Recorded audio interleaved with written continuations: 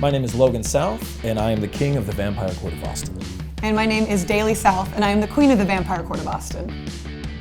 I'd say the biggest misconceptions are usually like, can you bite me and turn me into... Oh yeah, the turning thing is gonna be turned into a vampire. You have to be born one and awaken later in life. There is no attacking people on the street, running into them in dark alleys, you know, and if you meet vampires claiming to do that, turn them into the police. Yes, please help us.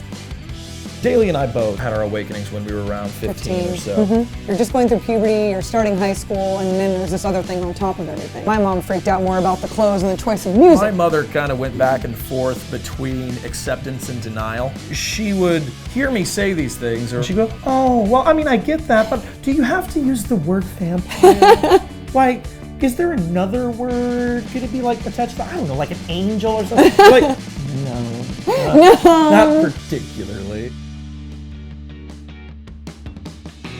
So Logan and I act as king and queen of the Vampire Court of Austin. Court is essentially a kind of town hall for the vampires of Austin. And we meet once a month, we discuss community aspects, we vote on anything we may have going on, we have community gatherings where we just kind of hang out and get to know each other and trade stories and learn from each other. And I think that's really what the court mainly is a way for other vampires to learn from other vampires.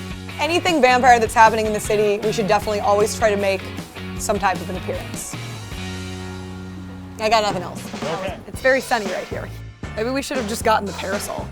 We are very nocturnal. We don't enjoy sunlight. It causes me physical ailment. It's interesting because Logan and I are very opposite in that way. I like the idea of being able to go to the beach and being able to go do things. I actually took him to Hawaii one year and we had a great time. We had to wear 100 SPF with umbrellas and find the shaded areas, but you know. Every anniversary, she's dragging me on cruises. I like cruises.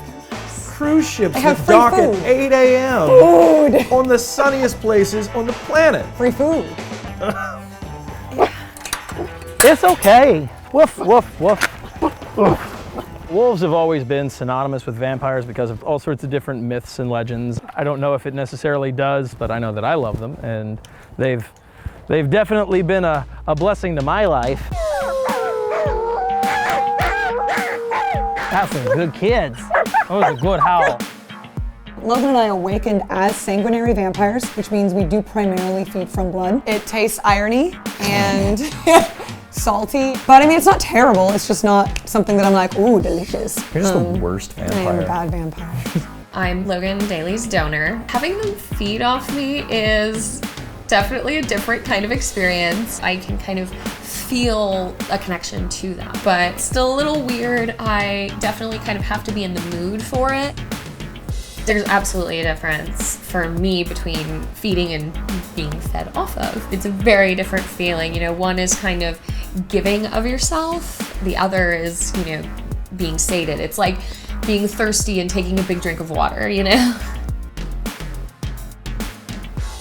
If we were to have children, it would be possibly genetically that they would have The vampire gene. The vampire gene. So there's a bunch of theories on it, but Yeah. there's really nothing conclusive. But I don't agree with the people who, if they're vampires and they have kids, they're like, oh, my kid's a vampire, and I'm gonna tell my kid that they're a vampire. Right. Don't put that on a kid, man. Like, kids already got Allow enough them to be deal who with. they are, and if Yeah. they are, then they are. And there's definitely a difference between being a real vampire and living a vampire lifestyle. We do both. I get these questions all the time from people where they're like, well, if you're a real vampire, why do you wear the fake fangs and the contact lenses? People cut their hair in a certain way, wear the clothes that they do, all because they want to represent who they are. Why would it be any different for vampires?